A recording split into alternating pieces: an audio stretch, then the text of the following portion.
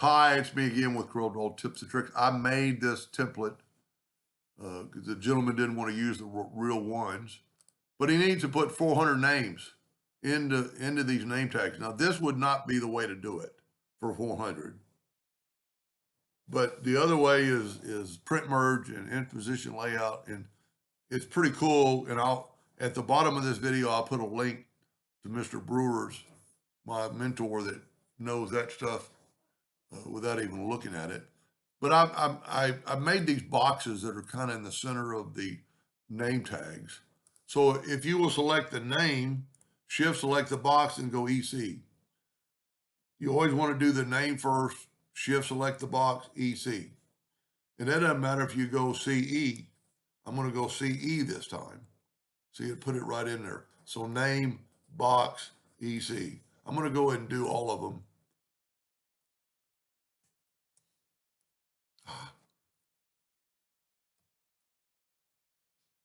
See, it's not only doing that, it's putting it in the center. I'm going to use the longer name. It's putting it in the center of my box because I'm telling it to. I want it to be in the center, so I'm shift selecting EC or CE. It doesn't matter. Watch this time. I'm going to go CE, and it put it in this, and then the E is going to put it even. So this time I'll hit EC, and it puts it up top, and then puts it in the center. So I'm going to go ahead and finish this little box presentation, and then I'm going to show you how to get those other black boxes we do not want. So there's two ways to do that. Okay, we've got them done. I'm going to go in and just get rid of all these names. Now we need to get rid of this black box. Now, if you just had a few, you could very easily just hit them and hit delete. But if you have 400 of them, and see how, I mean, if this works, but print merge to me is like another language. I've done it a couple of times, but it's trial and error, and you really have to know what you're doing. But Mr. Brewer is a great teacher. So let's get rid of these boxes.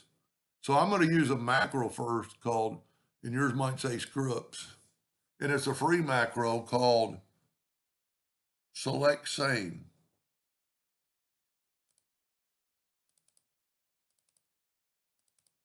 And all you do is, we're going to go outline color, take away that, and I'm going to tell it that, and then select all, and then hit delete.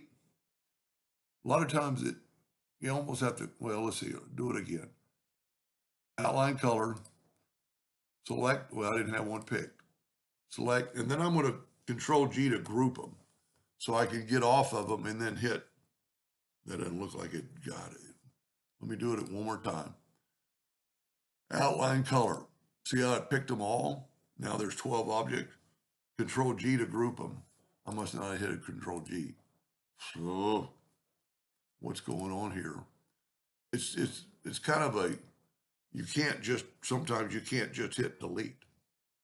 You could change them. Well, let's say take away the outline, and there you have it. So you could do it that way. I don't like doing that way. I don't know why it won't group them.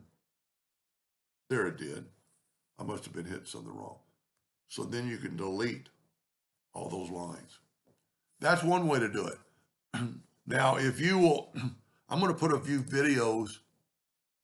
If you're on my channel and you go right here and type in print merge and hit enter, there's print merge part 1. These are mine, but I strongly suggest that I'll put his at the bottom. I think this is the one where I show.